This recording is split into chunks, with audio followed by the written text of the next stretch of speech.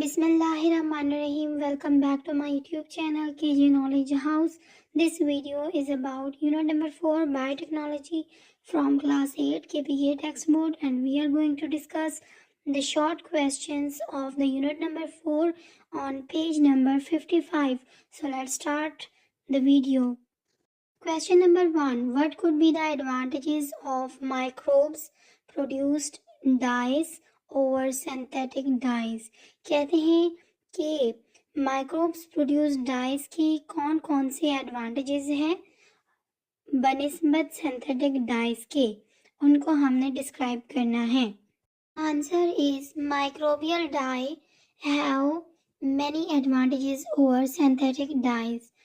Microbial dyes synthetic dyes से ज़्यादा फ़ायदेमंद हैं और उसके बहुत सारे फ़वाइद भी हैं। Number 1, microbial dyes are biodegradable, non toxic and non allergic, making them generally better for the environment and for use around human. Microbial dye biodegradable है, यानी कि आसानी से डिग्रेड हो सकते हैं।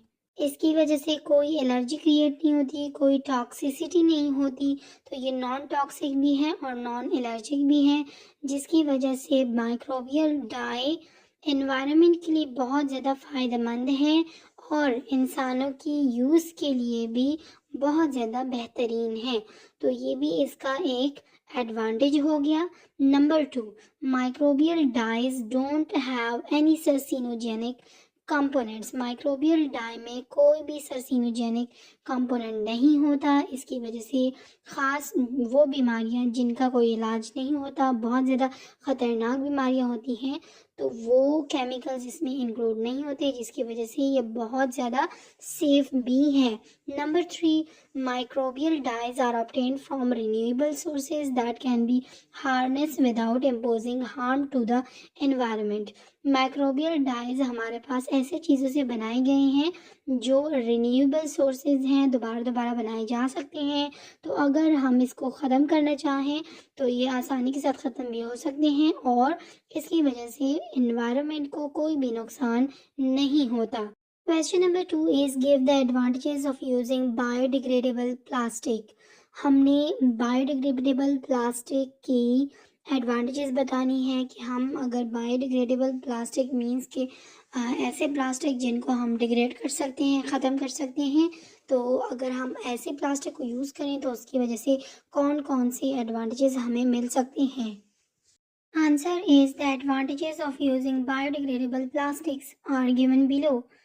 बायोडिग्रेडेबल प्लास्टिक को इस्तेमाल करने के दर्जन फ़वाइद हैं। It has less carbon emission, इसकी वजह से कार्बन बहुत कम तादाद में बाहर निकलता है। It takes less energy consumption to manufacture, इसको बनाने के लिए बहुत कम ताकत लगती है। It decreases the waste sent to landfills और इंसिनेटर्स, इसकी वजह से बहुत कम अमाउंट में गंद बनता है। Number 4, it releases fewer harmful substances when break down, जब ये टूटता है तो इनकी वजह से बहुत कम नुकसानदेह चीज़ें बनती हैं।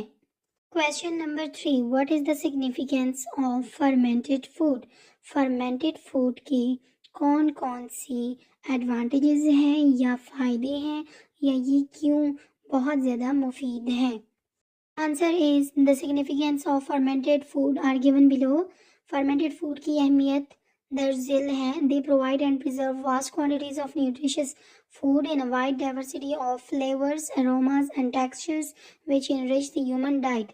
ये हमें बहुत सारी न्यूट्रिशियस फूड देते हैं और इसके अलावा उनको प्रिजर्व भी रखते हैं, यानी कि उनको सेफ रखते हैं और उनको हम लंबे अरसे तक इस्तेमाल कर सकते हैं।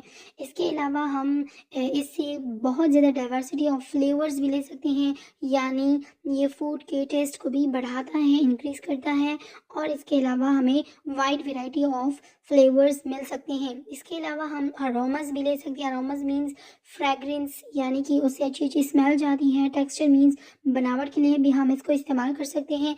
ये सारी चीज़ें ह्यूमन डाइट को इनरिच करती हैं और बहुत ज़्यादा ब्यूटीफुल बनाती हैं। Most fermented food contributes bacteria that have a potential probiotic effect.